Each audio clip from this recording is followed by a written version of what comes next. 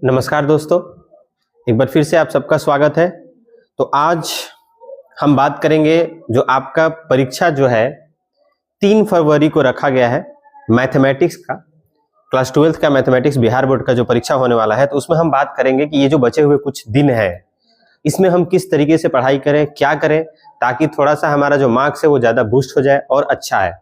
तो मेरे भाई, सबसे पहले मैं आपसे ये बोलना चाहूँगा कि जितने दिन भी बचे हुए हैं आपको पैनिक होने की जरूरत नहीं है, अपने आप पे भरोसा रखना है और आपको जो भी आपने पढ़ाई किया है अब तक आपको ये मान के चलना है कि मैंने बहुत अच्छा पढ़ाई किया है, मैंने अपना 100% दिया है और अगर आपने 100% दिया है तो आपका परीक्षा काफी अच्छा होगा। तो पैनिक नहीं होना है, पहली बात पॉजिटिव रहना है, पॉजिटिव इंटेंट के साथ आपको परीक्षा में बैठना है और अपना 100% देना है। पर जो भी कुछ दिन जो बचे हुए हैं उन बचे हुए दिनों में कुछ बातें आपको ध्यान में रखनी है।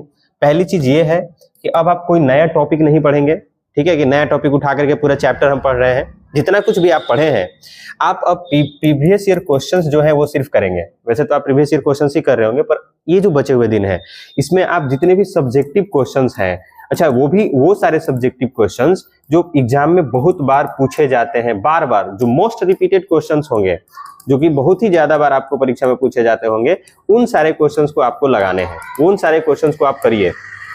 कुछ ऐसे क्वेश्चंस है ना क्लास 12th मैथमेटिक्स का बिहार बोर्ड में, कुछ ऐसे क्वेश्चंस हैं जो हूबहू आते हैं, मतलब उनका पैटर्न बिल्कुल सेम रहता है, वो क्वेश्चंस बार बार पूछे जाते हैं आपके परीक्षा में।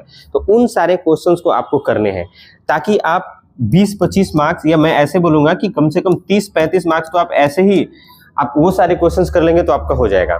तो अभी आपको क्या करना है, वो सारे क्वेश्चंस जो परीक्षा में एकदम आते हैं, फिक्स है, वो सारे क्वेश्चंस को आपको पहले करना होगा, एक बार प्रैक्टिस कर लेंगे ताकि आप परीक्षा में गलती नहीं करेंगे।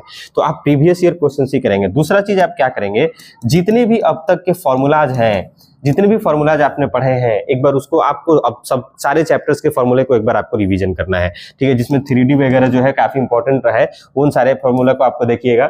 और जितने भी इंटीग्रेशन है, इंटीग्रेशन में जितने भी फॉर्मूला आप पढ़े होंगे, इंटीग्रेशन में या डिफरेंशिएशन में जितने भी फॉर्मूला आप पढ़े होंगे उनको आप रिवाइज कर लेंगे। या इनवर्स की अगर हम बात करें, इनवर्स ट्रिगो की अगर हम बात करें, इनवर्स ट्रिग्नोमेट्री में भी बहुत सारे फॉर्मूला है। तो जितने भी ऐसे चैप्टर्स जिनमें बहुत ज्यादा फॉर्मूला का यूज होता है और जिनमें सीधे सीधे फॉर्मूला आप अप्लाई करिए और आंसर पाइए, क्वेश्चन सॉल्व हो जाएगा। तो वो सारे जो टॉपिक है, वो सारे जो फॉर्मूला है आप याद कर लिए। तो आपको सिर्फ प्रीवियस ईयर क्वेश्चंस करने हैं।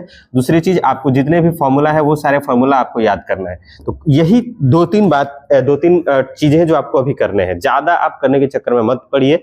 अगर आपके पास थोड़ा बहुत टाइम है तो आप एमसीक्यूज भी कर सकते हैं। एमसीक्यूज वो करिए जो पीवाईक्यूज में एमसीक्यूज पूछे गए हैं, बस। इसके अलावा आपको कहीं और ज्यादा भटकने की जरूरत नहीं है। हर चैप्टर से कम से कम आप 30-50 सिलेक्टेड एमसीक्यू जब करना स्टार्ट करो जो एग्जाम में आए हुए हैं पहले से, तो वहीं से क्वेश्चन आपको फंसेगा। तो 3 चीजें आपको करनी है। एक, प्रीवियस ईयर क्वेश्चंस आपको करने हैं। दूसरा, फॉर्मूला जो भी है, फॉर्मूला वाला जो भी चैप्टर्स है जिसमें ज्यादा फॉर्मूला यूज होता है, फॉर्मूले के हेल्प से ही वो बनता है, तो वो सारे आपको फॉर्मूलाज को बार बार याद करने हैं। और तीसरा चीज कि कुछ एमसीक्यूज भी आपको देखने हैं। तो यही चीजें आपको अब परीक्षा तक करनी है और अपने आप को पॉजिटिव रखना है और इसी इंटेंट के साथ आपको परीक्षा में बैठना है कि मैं एकदम 100% फोड़ के आऊंगा। और बिल्कुल आप घबराइए नहीं, आपने बहुत अच्छा तैयारी किया हुआ है और आपका मार्क्स बिल्कुल अच्छा आएगा। तो अपने पर भरोसा करते हुए और बिना पैनिक होते हुए हैप्पीनेस के साथ, खुशी के साथ आप परीक्षा में बैठिए। और मेरे तरफ से आप सबको बहुत बहुत शुभकामनाएं। Thank you so much.